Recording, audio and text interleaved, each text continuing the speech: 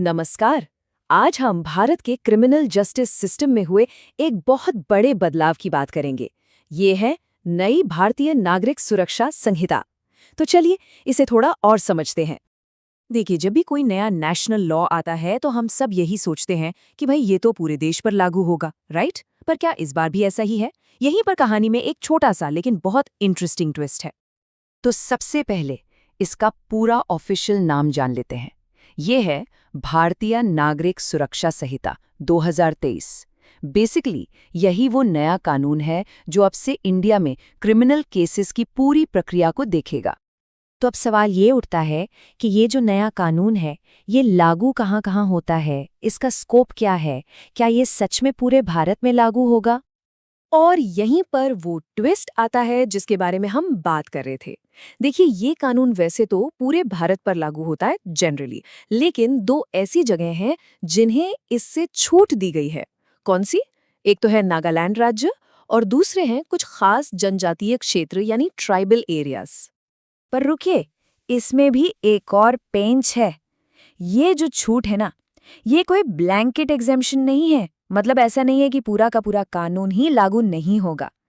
इस नए कोड के कुछ चैप्टर्स हैं, स्पेसिफिकली चैप्टर 9, 11 और 12, जो इन इलाकों पर भी लागू होंगे। तो अब मन में ये सवाल आना तो लाजमी है कि ये जनजातीय क्षेत्र या ट्राइबल एरियाज आखिर हैं क्या?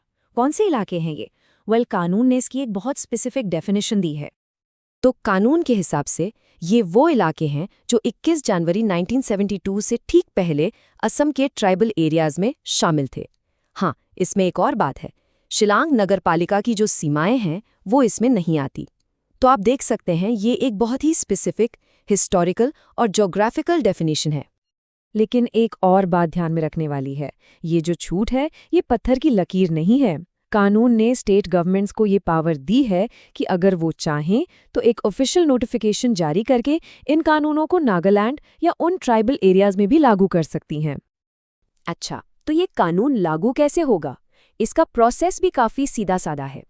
सबसे पहले सेंट्रल गवर्नमेंट एक तारीख तय करेगी, फिर उस तारीख को ऑफिशियल गजेट में पब्लिश किया जाएगा, मतलब एक ऑफिशियल अनाउंसमेंट होगी, और बस उसी दिन से ये नया कानून लागू हो जाएगा।